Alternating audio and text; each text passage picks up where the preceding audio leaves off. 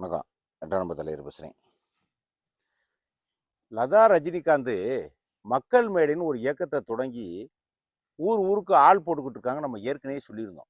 எல்லா ஊர்லேயும் ஆள் போடுறாங்க. நதியை பற்றி பேசுகிறாங்க. ஒவ்வொரு விவசாயிகளுடைய நலனை பற்றி பேசுகிறாங்க. நதிநீரை இணைக்கிறத பற்றி அதில் என்ன நன்மை இருக்குது, எவ்வளோ பெரிய பிரச்சனைகளாக சால்வ் ஆகும் அப்படிங்கிறத பற்றி அவங்க பேசிக்கிட்டே வர்றாங்க அப்படின்ட்டு இப்போ சமீப காலமாக தான் பேசுகிறாங்க. ரொம்ப காலமாக இல்லை. ஆனால் ரஜினிகாந்த் அப்பயே சொல்லியிருந்தாப்புல 2011 2006 7 சொல்லியிருந்தாப்புல பாட்சா படகுலாவிலே 96 97 சொல்லியிருந்தாப்புல இந்த மாதிரி ஜெயலலிதா ஆட்சி சரியில்லை அப்படின்னு பேசிவிட்டாப்புல.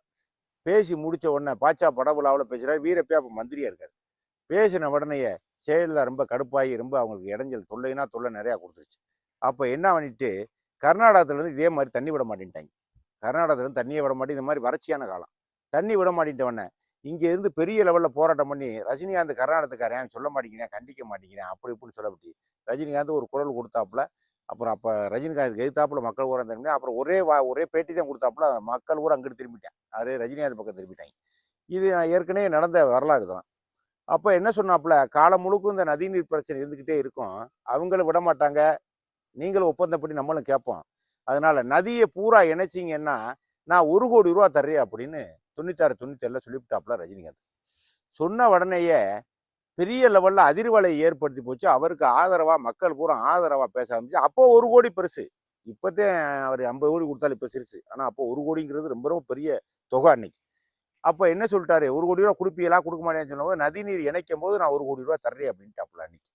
சொல்லும் போது அதோட அப்புறம் நான் அரசியலுக்கு வரணும்னு வந்தாரு, அப்புறம் வரலைன்னு வந்தாரு. அப்படி பல விஷயங்கள் அப்படி போயிடுச்சு. இப்போ ராதா ரஜினிகாந்த் நதியில இணைக்கிறத பற்றி ஒரு கூட்டம் போட்டு அங்கங்கே ஒரு கூட்டம் போட்டு தனுஷ் ஒரு பக்கம் அவர் மருமையை வேற கட்சி ஆரம்பிக்க போறேன், அந்த கட்சி இந்த கட்சி பேர்லாம் செட்டப் பண்ணி வெளியிடுறாங்க அப்படின்ற மாதிரி மாநாடுலாம் கார்த்திகை மாதம் பெரியாத்தி அன்னைக்கு அறிவிக்க போறாங்கன்ற மாதிரி அது ஒரு பக்கம் நடந்துகிட்டே இருக்கு.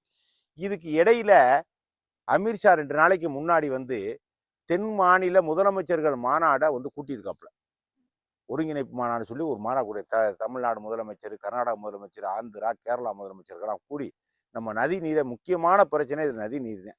இதை இணைச்சிட்டோம்னாவே பெரும்பாலான பிரச்சனை சரியாயிரும். ஏன்னா இருக்கக்கூடிய தண்ணி பூரா பெரும்பாலும் கடலுக்குள்ள போகுது. அதை பூரா ஒன்றா இணைச்சிட்டோம்னா அதுக்கு தொகை எவ்வளோ வரும் அப்படின்னு கேட்கும்போது அப்பயே வாஜ்பாய் காலத்திலே 1 லட்சம் கோடி வரும்னாங்க. எப்போ அப்பயே 98 99 1 லட்சம் கோடி வரும்னாங்க. இப்போ எத்தனை லட்சம் கோடி வருதுன்னு நமக்கு தெரியாது. 6 லட்சம் கோடி 7 லட்சம் கோடி இப்போதைக்கு வரும்.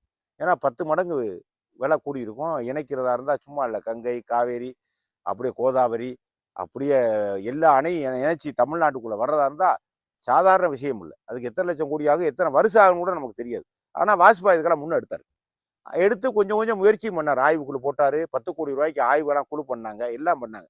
கடைசியில் என்ன பிரச்சனை வந்துருச்சுன்னு கேட்டிங்கன்னா அவர் இணைக்கிறதுல சுற்றுச்சூழலில் பிரச்சனை வந்துருச்சு. பல காடுகள் பல மலைகள் அழிய வேண்டியது இருக்கும், பல துண்டிப்பு ஏற்படும், பல விலங்குகளுக்கு பாதிப்பு ஏற்படும், காற்று பூகோள ரீதியாக பல பிரச்சனைகள் ஏற்படும்னு சொல்லி உளவியலாளர்கள் பூமியலாளர்கள் எல்லாம் சொல்ல கண்டு அவர் ஸ்டாப் பண்ணிட்டார். 2வது தொகை ஒரு பக்கம், இது ஒரு பக்கம் பெரிய பிரச்சனையாக கண்டு அவரே அதான் கம்முட்டு இருந்தார். ஆனால் இப்போ வந்து என்னென்னா அதை தூசி தட்டி எடுத்திருக்காங்க. நதி நீரை கண்டிப்பாக இணைச்சிட வேண்டியதே அப்படிங்கிற மாதிரி இணைச்சிருக்காங்க.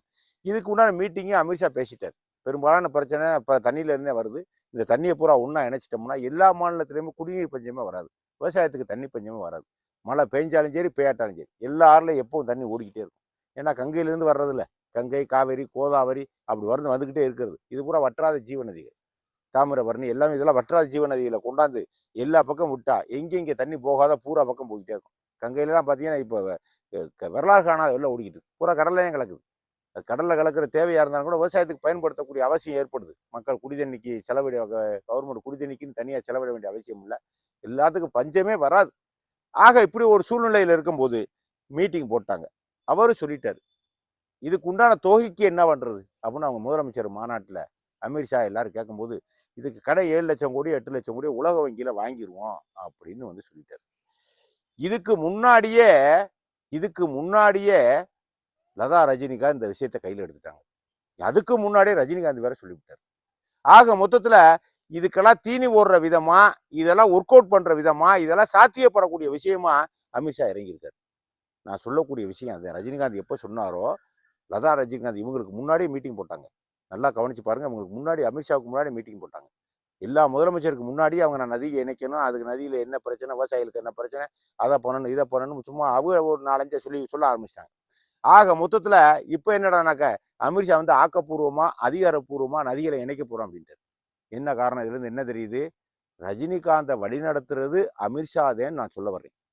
ரஜினிகாந்த் மனைவியை வழி நடத்துறது அமித்ஷா தான். இப்போ ஒரு வாய்ப்பை உங்களுக்கு ஏற்படுத்தி தர்றேன் அப்படின்னு சொன்ன மாதிரி இவருக்காகவே ஒரு வாய்ப்பை ஏற்படுத்தி அது சம்பந்தப்பட்ட அரசியல் இங்கிட்டு ஒரு பக்கம் நடந்துகிட்டே இருக்கு. ஏன்னா விஜய் ஆட்சிக்கு வந்த விதை வேற, ரஜினிகாந்த் ஆட்சிக்கு வந்தால் அரசியலுக்கு வந்தால் அதனுடைய விதை வேற. கர்நாடகாரம்பேன் இங்க என்னடா வேலையுமே இப்போ கம்முன்னு தான் கிடப்பேன், இப்போ எதுவும் பேச மாட்டேன். இந்த தமிழ் சொல்லிக்கிட்டு இருக்கேன் பூரா வெட்டி போய் பூரா அப்படி கிளம்புவேன். அவர் கர்நாடகாரன் வேற என்ன இங்கே வர்றதா, இங்கே கர்நாடகத்துக்கு போக முடியானே அப்படின்னு சொல்லுவேன். இப்போ ஒண்ணுமே பேச மாட்டேன். ரஜினிகாந்த் அருமையான ஆளு, தங்கமான மனுஷனே, சூப்பர் ஸ்டாரு அப்படி இப்படி அள்ளி விடுவாங்க. ஆனா அரசியலுக்கு அவங்க இடத்துக்குள்ள பங்குக்கு வந்துட்டா கர்நாடகாரன் இல்லையா, அவனுக்கு நமக்கு என்ன இருக்கு? எம்ஜிஆர் சொன்னாங்களா இல்லையா? எப்படி சொன்னீங்க? மலையாளியா? ஏயா ஜெயலலிதா கர்நாடகாரியா, நமக்கு அவளுக்கு என்னையா இருக்கு, ஏயா போட்டு கொள்றிய அப்படின்னாங்க. அப்ப எடப்பாடி வந்தாலும் எழுத்தாங்க, பச்சை தமிழ் சொன்ன எடப்பாடி வந்தாலும் எழுத்தாங்க, காமராஜர் வந்தாலும் எழுத்தாங்க. கருணாநிதி ஆந்திராக்காரனியா, ஏயா சும்மா விட்டுக்கிட்டு. ஸ்டாலின் ஆந்திராயா, உதயநிதி ஆந்திரா, இவங்களாம் நம்ம ஆளுங்க இல்லையா?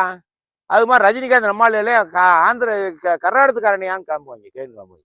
இப்ப அந்த விஷயமெல்லாம் தண்ணியில இருந்துதான் பிரிவே வருது.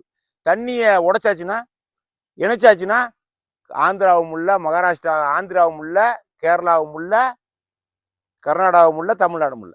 ஆக பிரச்சனை எங்க இருக்கு? அது பிரச்சனையை தீர்த்து போடுறது.